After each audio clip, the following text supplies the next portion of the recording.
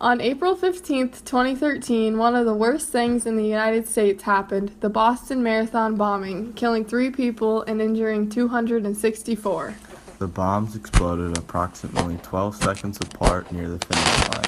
Each bomb contained BB-like pellets, nails, and glass. Every bomb was contained inside a pressure cooker and hidden inside a backpack. Each backpack was placed approximately 50 to 100 yards apart. The Boston Marathon was confirmed a terrorist attack. There were 2 brothers that were involved in it. The brothers planned this several months ahead of time. First, they bought 48 mortars containing approximately 8 pounds of low explosive powder at a fireworks store in Seabrook, New Hampshire. Then they rented 2 9mm handguns and bought 200 rounds of ammunition at a firing range. 2 days prior to the bombing, they received electronic components in the mail to make the IEDs. Approximately 2:39 p.m., 2 young men carrying backpacks turned off Gloucester Street onto Boylston Street near the final stretch of the Boston Marathon. One was wearing a black cap and the other a white cap, turned in a circle, looking at everyone suspiciously. At 2:40 p.m., one of the brothers placed a backpack containing the pressure cooker bomb in front of the Marathon sports store just yards from the finish line. At 2:41 p.m., the other brother had placed his bag in front of the Forum restaurant about a block and a half away from the finish line. 2:48 p.m., the brothers called each other on their prepaid cell phones, talking just briefly. 2:49 p.m., seconds after the brothers hung up the phone, they detonated the first bomb outside the Marathon Sports Center, killing Crystal Marie Campbell and injuring hundreds of others. About 12 seconds later, the brothers detonated the second bomb outside the Forum restaurant, killing 2 others and injuring many.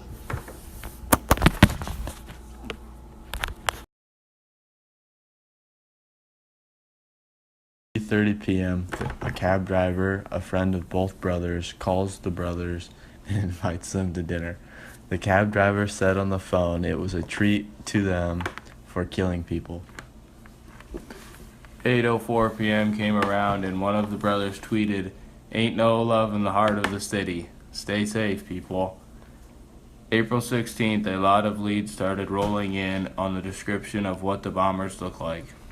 Around 8:55 p.m., the brothers met some friends at the gym to work out.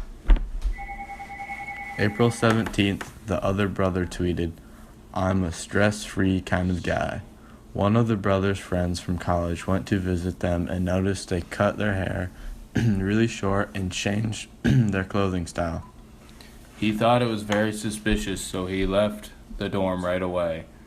April 18th came around. At 5 p.m., the FBI published surveillance videos and photos of the bombing suspects.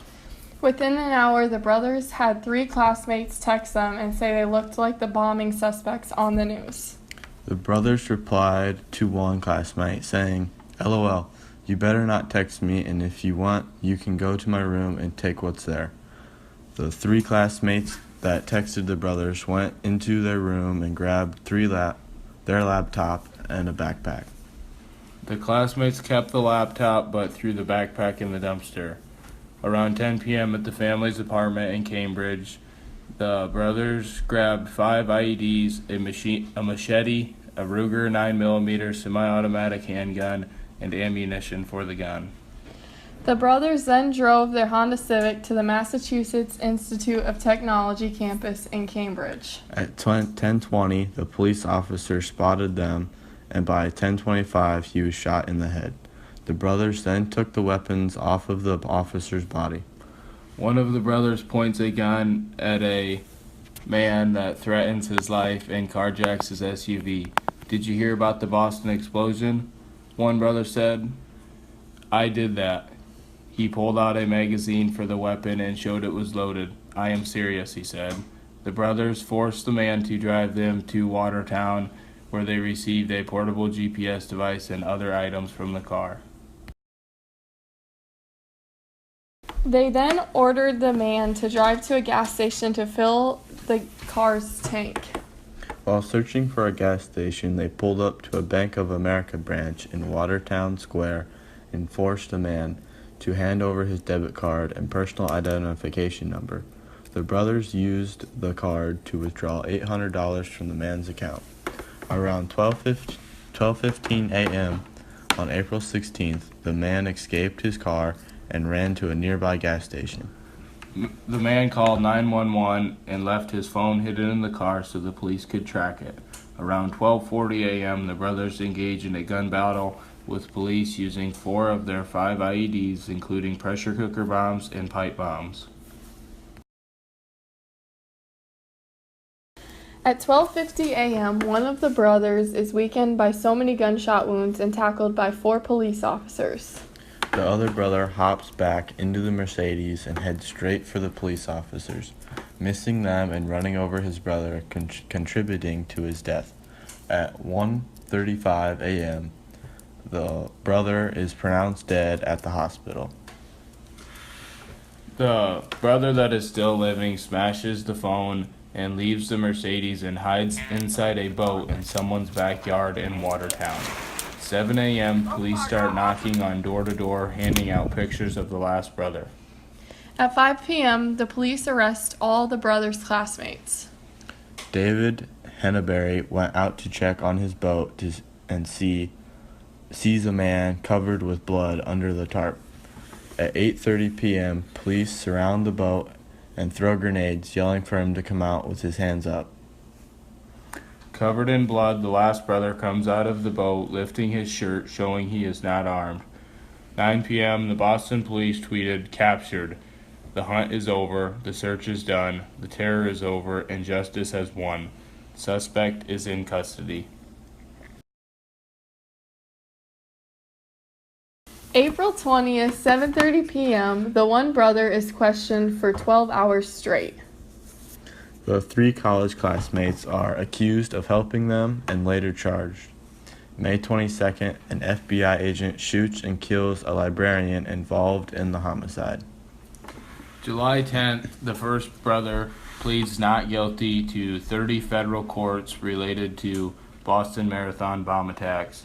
January 30th, 2014, federal prosecutors file notice the government will seek the death penalty against the brother still living.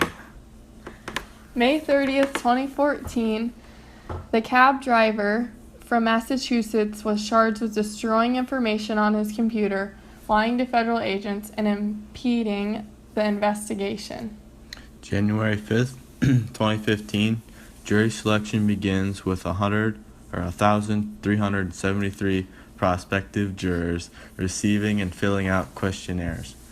February 25th, 2015, Judge George O'Toole, along with the prosecution and defense teams, settle on a pool of 70 jury prospects and questioning 256 people over 21 days of individual interviews. On March 3rd, 2015, a jury of 8 men and 10 women, 12 primary jurors, and 6 alternates is selected. Jurors include a house painter eager to serve my country, a man in his 20s who speaks Farsi, and a water department employee who says he thinks the death penalty would be the easy way out. March 4th, 2015, the trial begins for the brother. April 8th, 2015, after deliberating for 11 and a half hours, the jury finds the one brother guilty of all 30 counts. The brother, with his face blank, stands with his head bowed and his hands clasped. He is now eligible for the death penalty.